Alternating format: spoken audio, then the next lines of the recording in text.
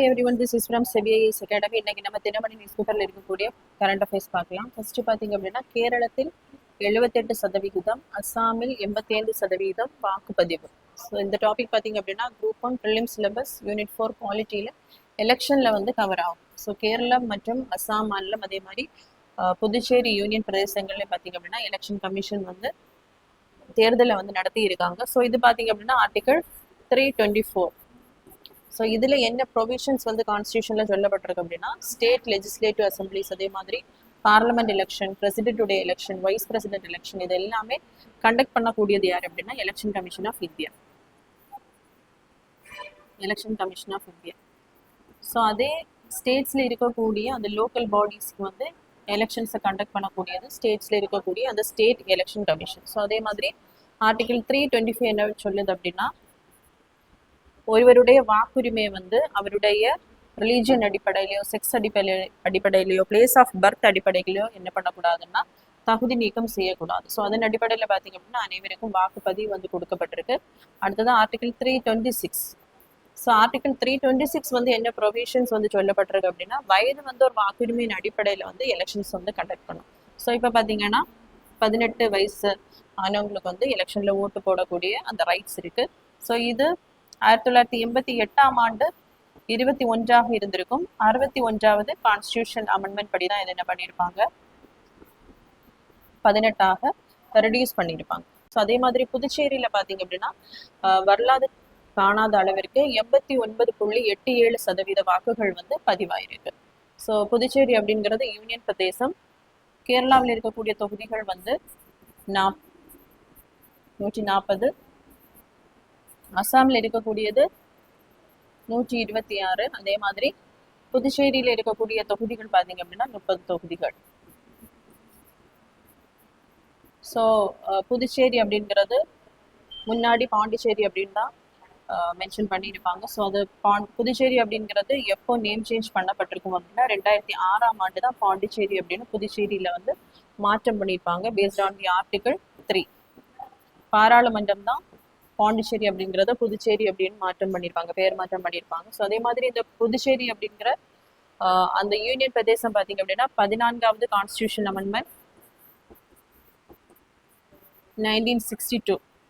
So அதுக்கு முன்னாடி French பார்த்தீங்க அப்படின்னா இந்த பாண்டிச்சேரியில் வந்து இருந்திருப்பாங்க. ஸோ அவங்க வெளியேறிய பிறகு 1954ஆம் ஆண்டு பார்த்தீங்க அப்படின்னா இந்தியாவினுடைய ஒரு அக்வர்டு டெரிட்டரியா இது இருந்திருக்கும். அதுக்கப்புறமா 14வது சட்ட திருத்தத்தின்படி 1962ஆம் ஆண்டு தான் என்ன பண்ணியிருப்பாங்க அப்படின்னா பாண்டிச்சேரியை வந்து இந்தியாவினுடைய ஒரு யூனியன் பிரதேசமாக வந்து மாற்றப்பட்டிருக்கும். நெக்ஸ்ட் பார்த்தீங்க அப்படின்னா மத்திய ஊழல் கண்காணிப்பு ஆணையர் பதவி விண்ணப்பங்கள் வரவேற்பு. ஸோ இந்த டாபிக் பார்த்தீங்க அப்படின்னா group 1 main syllabus paper 3 பாலிட்டியில்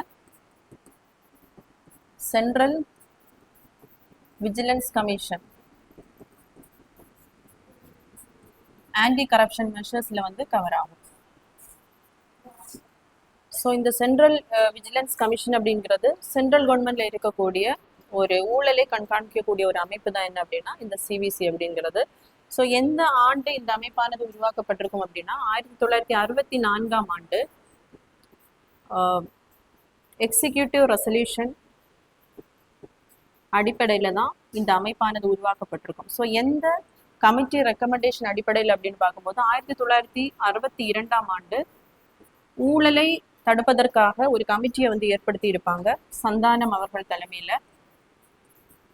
so அந்த கமிட்டியினுடைய ரெக்கமெண்டேஷன் அடிப்படையில் தான் பார்த்தீங்க அப்படின்னா இந்த சென்ட்ரல் விஜிலன்ஸ் கமிஷன் வந்து 1964ஆவது ஆண்டு வந்து ஏற்படுத்தப்பட்டிருக்கும்.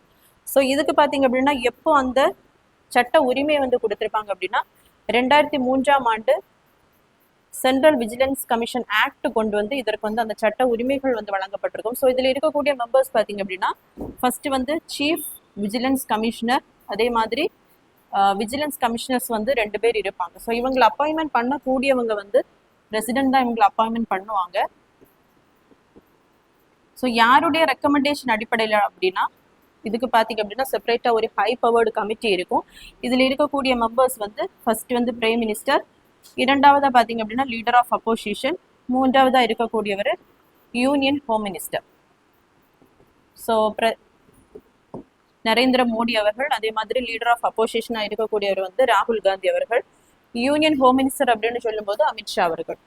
ஸோ நமக்கு 2014ஆம் ஆண்டுல இருந்து 2024ஆம் ஆண்டு வரைக்கும் லீடர் ஆஃப் அப்போசிஷன் அப்படிங்கிற ஒரு பதவி இருந்திருக்கும். ஆனால் அதுல யாரும் வந்து செலக்ட் பண்ணியிருக்க மாட்டாங்க. ஸோ ஏன் அப்படின்னா லீடர் ஆஃப் அப்போசிஷன் ஆக்ட் வந்து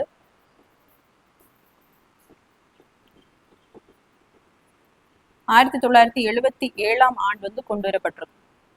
ஸோ அந்த சட்டத்தின் அடிப்படையில் பார்த்தீங்க அப்படின்னா இப்போ பார்லமெண்ட்ல லோக்சபாவில் ஒருத்தர் வந்து லீடர் ஆஃப் அப்போசிஷனாக இருக்கணும் அப்படின்னா அதற்கான தகுதிகள் வந்து அவருடைய பார்ட்டியிலேருந்து 10% எம்பிஸ் வந்து கண்டிப்பாக தேர்ந்தெடுக்கப்பட்டிருக்கணும். ஸோ லீடர் ஆஃப் அப்போசிஷன் ஆக்டில் வந்து என்ன சொல்லியிருப்பாங்க அப்படின்னா அதனுடைய அந்த ப்ரொவிஷன்ஸை வந்து ஸ்பீக்கரை முடிவு பண்ணிக்கலாம். இப்போது ராஜ்யசபா அப்படின்னா சேர்மன், இல்லைன்னா லோக்சபா அப்படின்னா ஸ்பீக்கரை அதனுடைய யார் லீடர் ஆஃப் அப்போசிஷனாக இருக்கலாம் அப்படின்றத டைரக்ஷன்ஸ் வந்து கொடுக்கலான்னு மென்ஷன் பண்ணியிருப்பாங்க. ஸோ அதன் அடிப்படையில் டைரக்ஷன்ஸ் ஆஃப் ஸ்பீக்கர் அடிப்படையில் தான் 10% சீட்ஸ் இருக்கக்கூடியவங்களை வந்து லீடர் ஆஃப் அப்போசிஷனாக இருக்கணும் அப்படின்னு டைரக்ஷன் வந்து கொடுக்கப்பட்டிருக்கும்.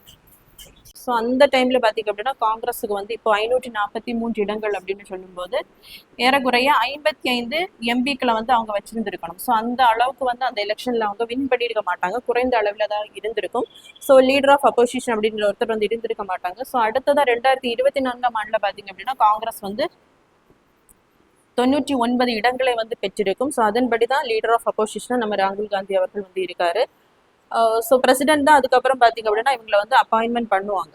ஸோ எந்த ஆஃபீஸர்ஸுக்கு வந்து இவங்க அந்த விஜிலன்ஸ் கமிஷனர்ஸ் வந்து ஆக்ட் பண்ணுவாங்க அப்படின்னா ஆல் இந்தியா சர்வீஸில் இருக்கக்கூடிய எல்லா ஆஃபீஸர்ஸும் இந்த கண்காணிப்பில் வந்து கவர் ஆகுவாங்க. ஸோ அதே மாதிரி குரூப் ஏ ஆஃபீஸர்ஸ் ஃபஸ்ட்டு வந்து ஆல் இந்தியா சர்வீஸ், அடுத்ததாக இருக்கக்கூடியது வந்து குரூப் ஏ சர்வீஸில் இருக்கக்கூடியவங்க, next public sector banks. So இதில் அந்த ஸ்கேல் 5 எபோல இருக்கக்கூடியவங்க இந்த கண்காணிப்பின் கீழே வந்து வருவாங்க.